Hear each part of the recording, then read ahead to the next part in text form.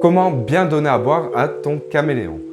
Dans cette vidéo, je t'expliquerai quelques bases essentielles afin que tu puisses donner à boire convenablement à ton caméléon. Bonjour à toi et bienvenue sur la chaîne de Monsieur Edgar.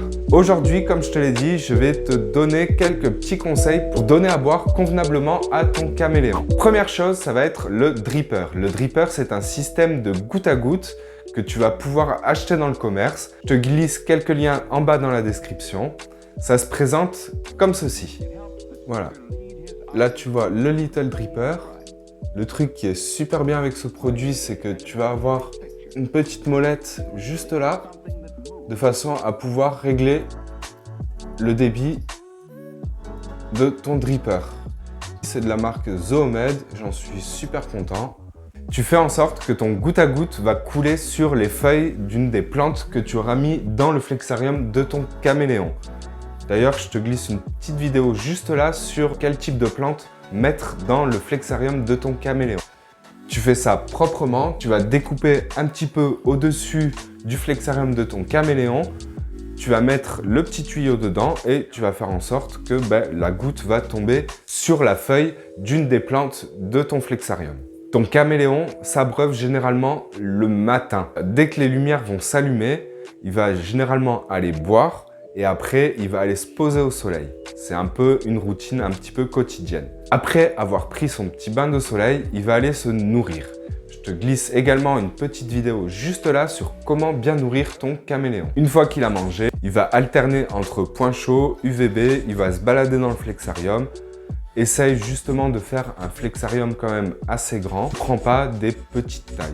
Ton caméléon, il va grandir, il va avoir besoin d'espace. Donc ça va être top pour lui si tu lui prends quand même le plus grand flexarium que tu peux. Deuxième chose, ça va être le système de pulvérisation manuel. Par contre, il va falloir que tu pulvérises le matin et le soir, éventuellement aussi en journée si jamais ça descend en dessous des 50% d'humidité. On va dire allez 45, ça va. C'est vrai que c'est un peu chiant. Moi, je le fais comme ça pour le moment. J'ai pas encore les moyens d'acheter un pulvérisateur automatique. Donc ça va être le soir après que les lumières soient éteintes, généralement 10 minutes, un quart d'heure, voire une demi-heure après que les lumières soient éteintes, je vais pulvériser et je vais faire en sorte que le taux d'humidité augmente au-delà de 75%. Ok, d'accord. Je mets également une petite vidéo en fiche là sur quelques conseils à te donner au niveau de la température et du taux d'hygrométrie. Troisième chose qui peut aider ton caméléon à boire, ça va être le système de pulvérisation donc automatique. Alors c'est pas le même prix, après il faudra quand même penser à ce que tu remplisses tout le temps ton système parce que s'il n'a plus d'eau, ton système il risque de péter. Pareil, tu vas faire en sorte qu'il tourne la nuit, qui tourne un petit peu dans la journée, éventuellement l'après-midi. Après, je sais qu'il existe des contrôleurs qui peuvent être reliés à ton pulvérisateur automatique qui fera que si l'hygrométrie descend en dessous d'un certain pourcentage, tac, ton truc il se met en marche. Comme ça, au moins, c'est vrai que ça peut être un peu plus pratique. Petite chose à savoir aussi, c'est ne va pas mettre de gamelle d'eau pour ton caméléon, ça sert à rien, il ne voit pas l'eau qui stagne. En tous les cas, pour le Furcifère pardalis. Apparemment, le caméléon casqué du Yémen, lui, il peut le repérer. Ça s'est déjà vu qu'il y ait des caméléons calipraptus qui boivent dans la gamelle d'eau, mais pas pour le Furcifère pardalis. De toute façon, si tu ne penses pas à changer l'eau souvent, ça risque d'être plein de microbes et du coup, ton caméléon risque de tomber malade. Je te laisse en fiche d'infos également quelques petits conseils qui vont t'aider à déceler si ton caméléon est malade ou pas. Les cascades, évite aussi, c'est un nid à bactéries, c'est pas bon du tout. Tu vas pouvoir utiliser dans tes systèmes pour donner à boire à ton caméléon 3 types d'eau. Ça va être l'eau du robinet. Fais juste attention à ce qu'elle ne soit pas trop calcaire.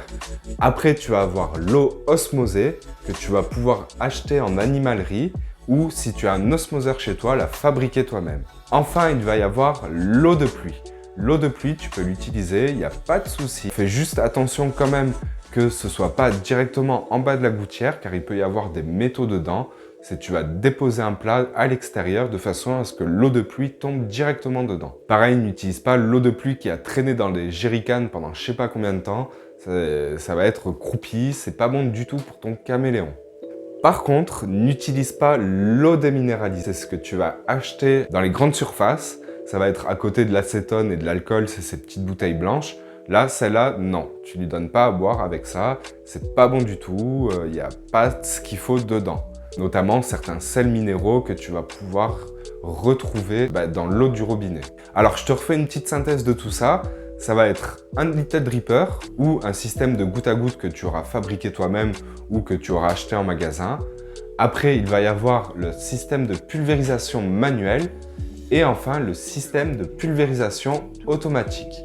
Je compte bien m'en acheter un de ces quatre, mais pour cela, il faudrait un petit peu plus d'argent. Quand je l'aurai acheté, je ferai un petit unboxing, comme ça on verra ensemble le produit que j'aurai choisi. Enfin, pour les types d'eau, donc ça va être l'eau du robinet, l'eau osmosée ou l'eau de pluie. Et comme je te l'ai dit, pas l'eau de pluie qui a coulé dans la gouttière, qui a ramassé toutes les merdes.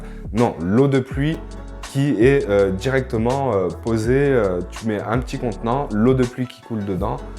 Voilà, directement. Et enfin, n'utilise pas l'eau déminéralisée. Un dernier petit conseil, si tu utilises un système de pulvérisation automatique, mets de l'eau osmosée dedans, car sinon, tes buses risquent de s'entartrer, ce qui va faire qu'elles vont être bouchées et ton système, il risque de... tu vas devoir le changer régulièrement, les petites buses. Voilà, je pense avoir fait le tour de l'essentiel pour que ton caméléon puisse boire comme il se doit. J'espère que cette vidéo t'a plu. Si tu as des questions, n'hésite pas à les laisser en bas en commentaire. N'oublie pas de lâcher un petit pouce bleu si la vidéo t'a plu, de t'abonner à la chaîne et de suivre les aventures de Monsieur Edgar sur TikTok et Instagram. En attendant de futures vidéos, moi je te dis à très vite.